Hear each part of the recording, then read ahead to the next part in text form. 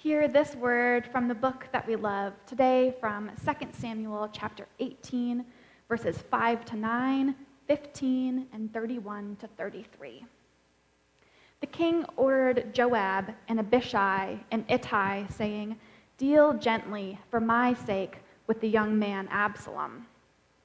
And all the people heard when the king gave his orders to all the commanders concerning Absalom. So the army went out into the field against Israel, and the battle was fought in the forest of Ephraim. The men of Israel were defeated there by the servants of David, and the slaughter was great on that day, 20,000 men. The battle spread over the face of all the country, and the forest claimed more victims that day than the sword. Absalom happened to meet there the servants of David. Absalom was riding on his mule, and the mule went under the thick branches of a great oak. His head caught fast in the oak, and he was left hanging between heaven and earth, while the mule that was under him went on.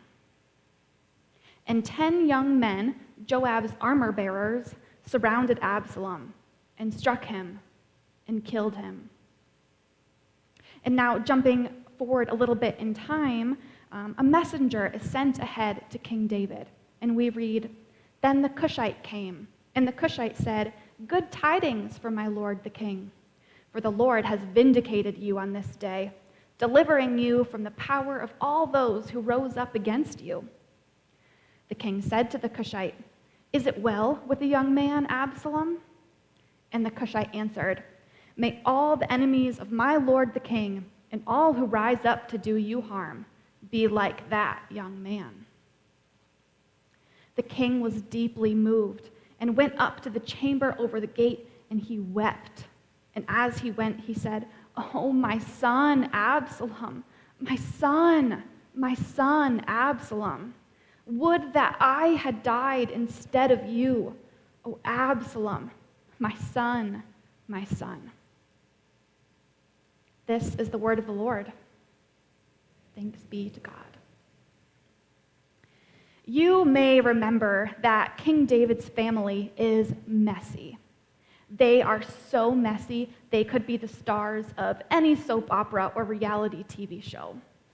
And here in 2 Samuel, we reach the climax of their family drama. Let's take a moment to review some of these main characters. First up, we have Absalom. Some time ago, Absalom killed his older brother Amnon, and now he is waging war against his father, trying to take the throne for himself. The biblical narrator here doesn't paint him with much nuance. Here, Absalom is a rebellious son with a very clear fate.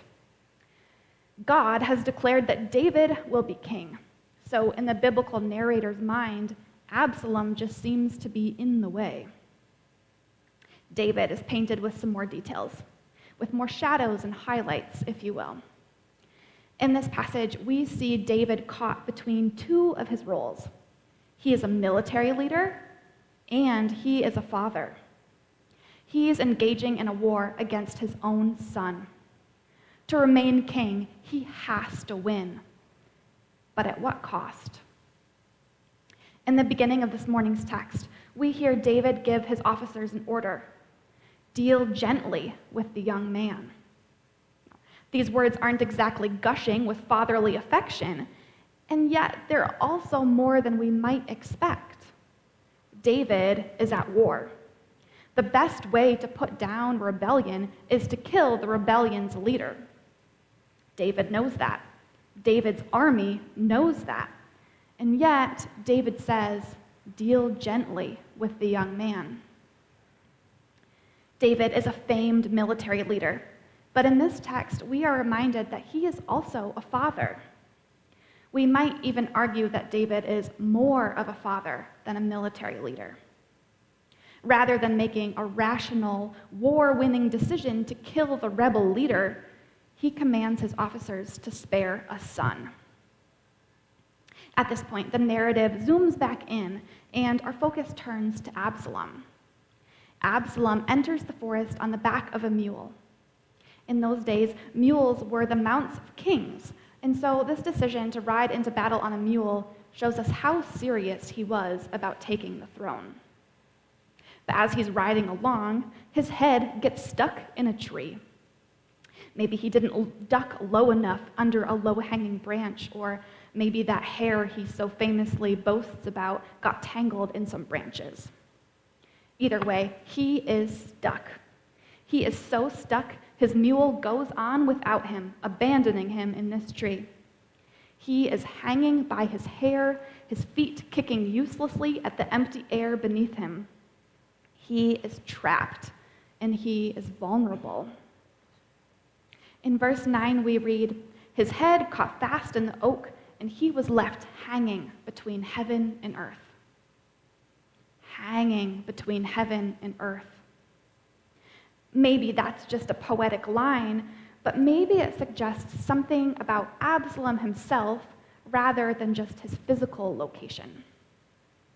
Yes, he is stuck in a tree, suspended between earth and sky, but commentators suggest that there is more to this description. Just like he is hovering between heaven and earth, Absalom is suspended between life and death.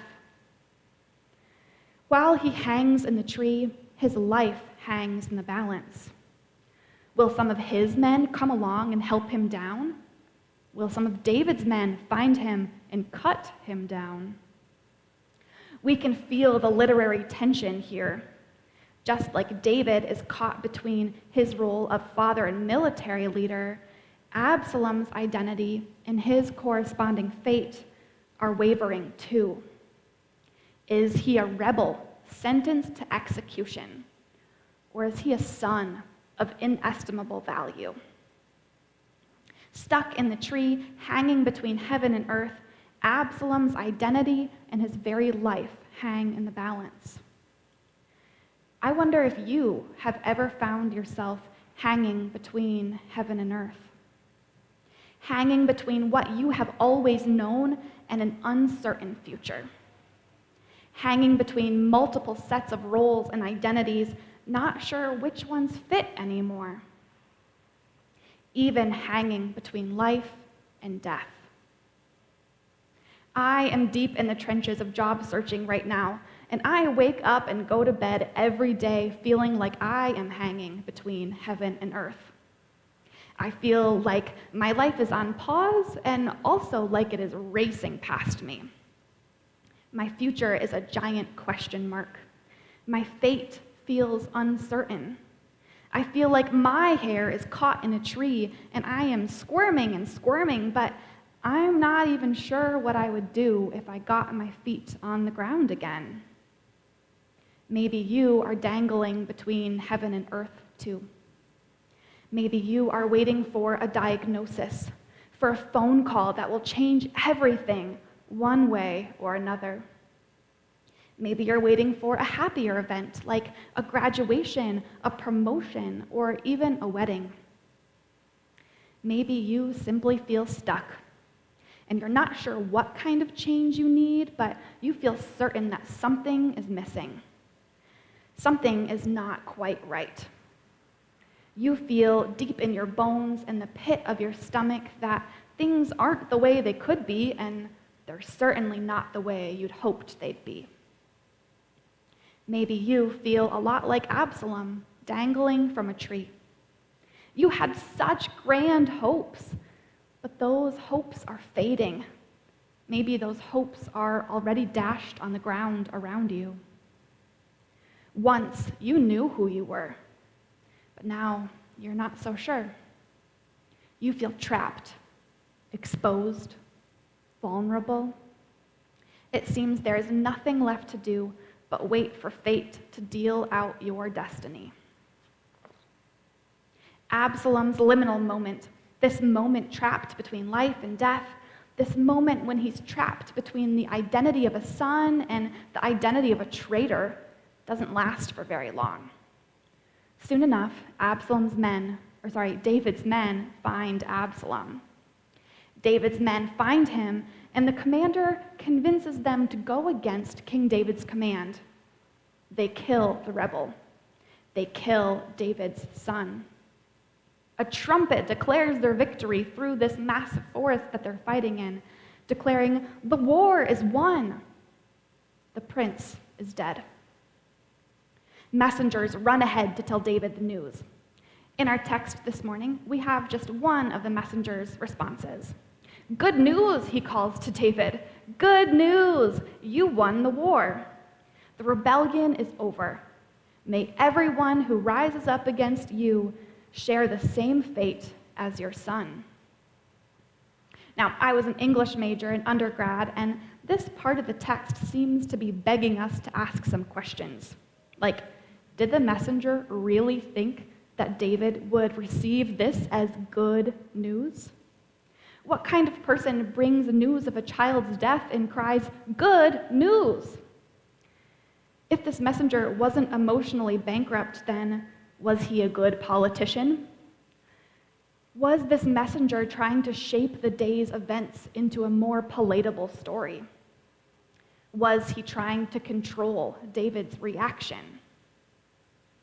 Either way, whether this messenger was emotionally obtuse or a crafty politician, he does not get the reaction from David that he was expecting.